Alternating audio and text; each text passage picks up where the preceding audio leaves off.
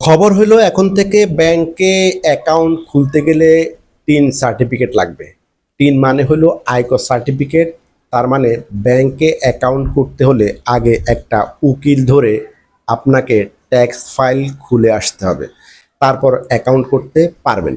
আবার বর্তমানে ব্যাংকে যাদের অ্যাকাউন্ট চলমান আছে তাদেরকেও এই সার্টিফিকেট জমা দিতে হবে, না হয় তার ব্যাংক হিসাব ডিজেবল হয়ে যেতে পারে। সরকার নাকি এটা করতে চাচ্ছে এই কারণে যে এই ব্যাংক হিসাবের মাধ্যমে নিম্নবিত্ত থেকে উচ্চবিত্ত পর্যন্ত যারা ব্যাংকে যায় পর্যায়ক্রমে সবাইকে আয়করের আওতায় আনা হবে। ভালো কথা, কিন্তু প্রশ্ন হলো একটা ট্যাক্স ফাইল খুলতে যে কী ধরনের জুট ঝামেলা পোহাতে হয়, এই কাজটা যে কতটা জটিল। উকিল মুক্তারের পিছনে ঘুরতে হয়, তাদের ফি দিতে হয়। সবচেয়ে বড় ঝামেলার যে বিষয় সেটা হলো একবার এই ট্যাক্স ফাইল খুললে আপনাকে আপনার আয়কর দেয়া লাগুক আর নাই লাগুক প্রতি বছর নির্দিষ্ট সময়ে সেটা আবার সরকারের কাছে হালনাগাদ করে আয় ব্যয়ের হিসাব জমা দিতে হয়, না হয় আপনার নামে সরকারি মামলা। এইরকম একটা ঝামেলার বিষয় কি আমাদের সরকারের লোকজন, বিশেষ করে এমপি মন্ত্রীরা জানে না?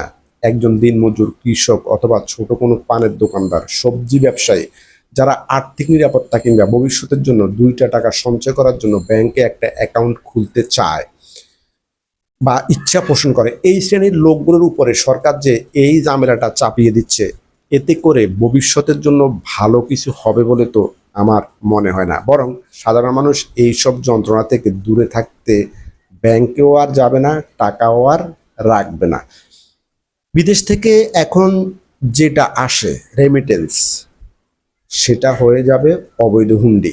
আর যখন আসল ব্যাংক বাদ দিয়ে মানুষ মাটির ব্যাংক আর বালিশের নিচে টাকা জমানো শুরু করবে এইসব আপদের ভয়ে, তখন দেশের অর্থনীতির উপর যে কী প্রভাব পড়বে সেইটা কি সরকার ভেবে দেখছে? সব কিছু মিলিয়ে আমার তো মনে হয় এটা এই দেশের অর্থনীতি, বিশেষ করে ব্যাংকিং সেক্টরকে ধ্বংস করার ভিত্তি স্থাপন করতে যাচ্ছে সরকার। বিষয়টি ভেবে দেখা উচিত বলে আমি মনে করি। আপনার মতামত কমেন্টে জানাতে পারেন। ধন্যবাদ।